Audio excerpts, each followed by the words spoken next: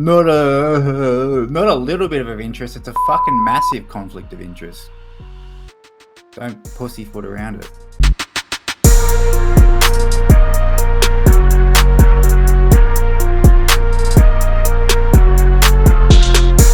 What is going on, everyone? Welcome here to another video at Main Event Cards. My name is Damien, as you can see Pearl on screen, and this week we have an interesting one.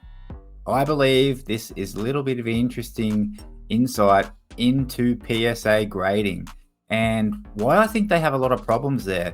I'm going to be reacting to a video on the Professor Sports Cards channel. He had an ex-employee who worked at PSA in the research department. They did a 30-40 minute interview. Both links to the Professor Sports Cards channel and also the full video will be linked in the description below. So check those out after watching this. But basically, this ex-employee from PSA worked in research department. He was only there for about 5 months. He made some comments about, well, at least reflecting what I think about PSA and why I think they're just hopeless. Basically, to put it nicely, I think PSA suck, and I think it's obvious what they have some internal problems, and I guess this guy made that known by sort of talking about them. Now, he wasn't talking them in a bad light. He was just sharing his own experience there. To be fair, he was only there for 5 months. No idea as to like how his employment was terminated or if he left the job on his own will. Obviously, that's unknown, but just some of the things that he said just sort of rang true as to, I think, big problems that PSA have. I mean, you send a card to PSA and you are waiting 4 or 5 times longer than any other company at the moment. I understand that they're getting more of the share of graded cards, but you think PSA would have a hold of, like, this has been a problem since the pandemic, basically. We're 4 years removed from that. You think they would have a hold on this, but from what this guy talked about, what his own experience was working there and their process, it just sounds like there are big issues. So we're going to jump into this interview and let's see what you guys think as well. So we'll go back here where he talks about the incoming cards. So as I said, he worked in research. So the research department, what happens there is this is like first or second off the line after the cards get processed. They come through on a conveyor belt, he mentions, and basically their job is to pull the packages apart, make sure that all the cards in the box align with what is on the order slip, and then also, you know, that they're the right parallels and things like that. This is like the boring part, right? But the conveyor belt. But yeah, it hits receiving, it gets imaged. The images go into the computer. After the images go into the computer, they put a barcode on it, that has what this person, what Jason from Professor Sports Card, this is what he said he has, but does he actually have that, right? So that's the barcode. After the barcode, I can't remember, there's one more, then it comes to us, right? And so my job daily is we have a plethora of cards to pick from, right? There are GME orders that come in from GameStop that have no record at all. Like these orders come in and you're literally just given the sheet, and the sheet has 33 cards, nothing on this side, and you're pretty much filling in the rest, right? Let me stop you real quick there. Yeah. So for a regular guy like me, I have to do all that paperwork before I send it in. You're telling me GameStop, those orders, they're not doing all that paperwork. They spend a couple more bucks, right? I'm saying per card. I think they spend like maybe 25 to 30. It has been a couple, it's been 6 or 12 months since I've been out of the business. I don't know if they're charging any more, but they charge a couple more bucks at GameStop to do that. So they can just drop them off. They put their cards in. They don't even need to number them. They're not numbering them. They're just dropping them in. GameStop takes them, sends them to us, right? Now working from left to right, there are like priority lanes. So and like you can look this up on PSA, right? If you want your cards back like in 3 to 7 days, I mean, you're spending right. Okay. Like $250 or something. All right. So what was interesting here, he was mentioning about GameStop. Now, GameStop have been partnering now with PSA for maybe 6-12 months. I'm not exactly sure. But what he's saying is when these cards come into receiving for the research department, you're working your way left to right. Obviously, depending on the service that you have chosen for your PSA order, maybe it's like the quickest turnaround, as he says, like 5-7 days. And then maybe you've chosen the Express, that's starting at the start. Then you have your regular, then you have your bulk, etc., etc. Now, what he's saying here is they're getting orders in from GameStop from, you know, regular Joe Blow, the card collector, who maybe is a little bit unsure but wants to get his cards graded and can't figure it out online. So he walks down to GameStop with his card in hand or cards in hand, and he hands them over the counter. And then the GameStop employees who couldn't give two fucks about the card probably chucking them in a box, you know, sending them off to PSA with little or no information. They're paying a premium, a couple extra dollars, but basically their orders are not quite fulfilled in terms of when they are actually sent there. So this creates extra time, energy that needs to go in when these GameStop orders are coming in. So if we have all these GameStops around the country, I'm not sure how many GameStop stores there are in America. I'm sure it's several hundred, if not 1,000 or whatever it is. If they're all sending these incompleted orders to PSA that are not fulfilled properly, that are taking this research team even more time for them to fill in the information that's needed for it to hit the next processing is really dumb. Like, that's stupid. It's why would you do that when you already have such a backlog of cards to be graded to begin with, and now you're creating extra backlog, extra tension by letting a retailer like GameStop even slow down the process even more. Makes zero sense whatsoever. Terrible business plan. But anyway, we'll continue on because he does mention something else that also affects how I can see affects the processing, especially when we come to like UFC, WWE cards. Building, right? Real quick, you mentioned oh yeah, go ahead. No, just this part, because I think you'll think this is funny. So at about we came in at 3. You know what I'm saying? We came in at 3 by about 3:10, like not long. We have a meeting every day, lasts for 2 minutes, literally 2 minutes. You go there, blah blah blah blah. You're back to your desk, right? I'm saying by 3:10, there's someone rolling out the new. I want to say Pokemon, but the new TCG, right? You know, but it's mostly Pokemon, and the line to get those. I mean, like it's like, you know, you're who's first in the lunch cafeteria? Like, I'm hungry. You know what I'm saying? Why did they want the new Pokemon? Why did they want because like I told you, we get this more. There's a majority of Pokemon TCG fans there. There's not. I walked in thinking. Oh, so the people in research knew Pokemon better than they knew the sports card. Yes. You know, I walked in thinking that, you know, like, oh, I'm gonna meet some cool dudes in here that know their ball, and there's a couple of those guys, right? You know, but for the most part, it is a majority of people that love the TCG. They love the Pokemon. They love the what's the other there's the Magic, the Magic card one. Magic Gathering. Yeah, and there's a couple more I can't think of right now.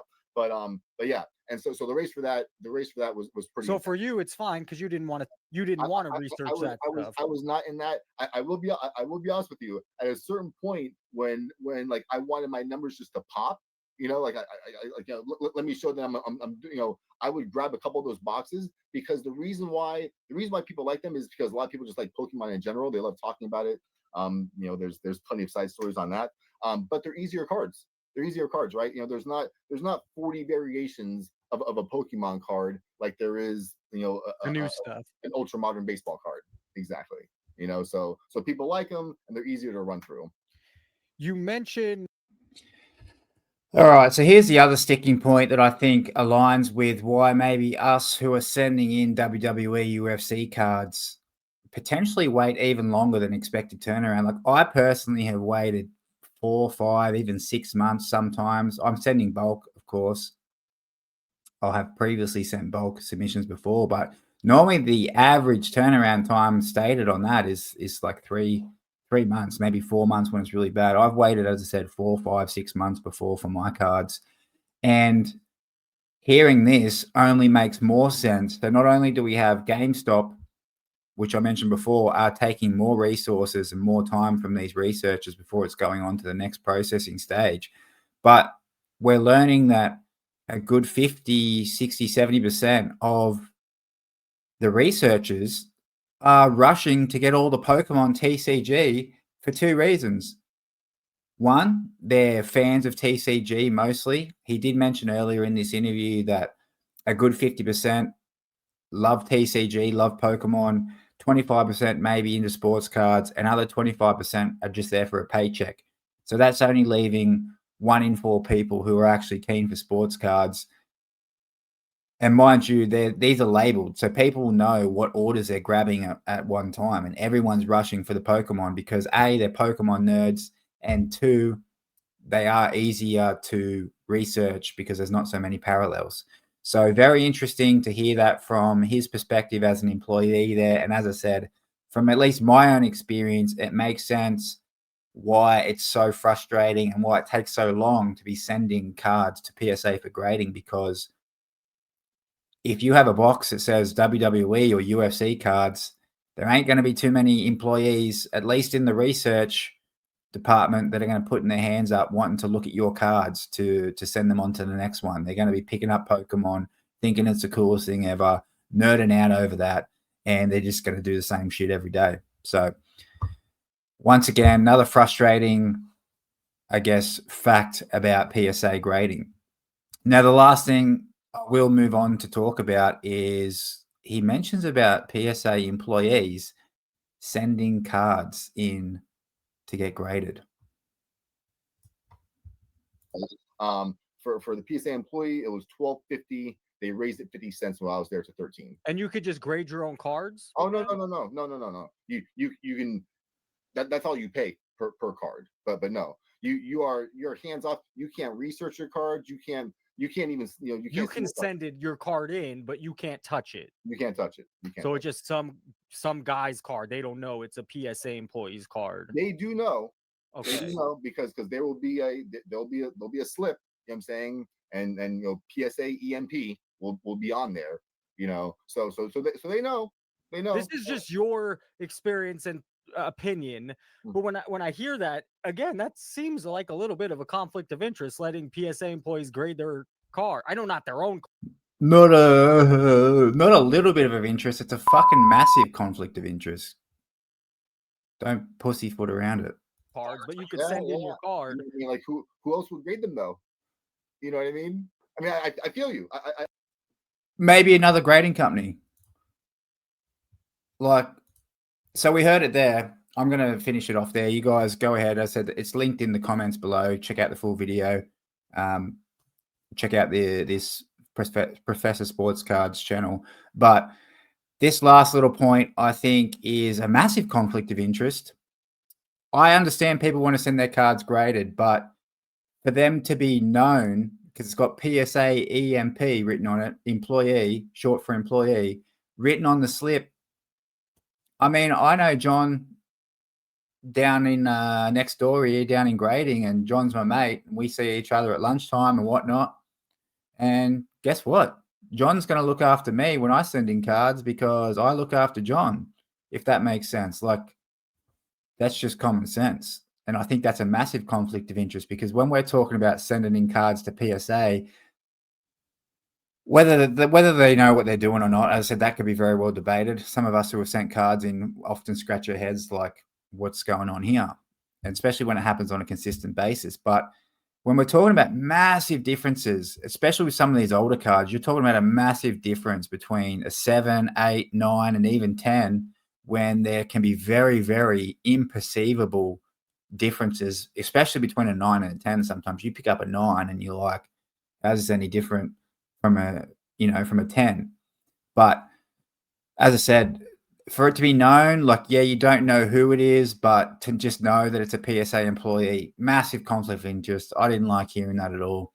I would be very much interested to know what your people's thoughts are in the comments below. Let me know in the comments below.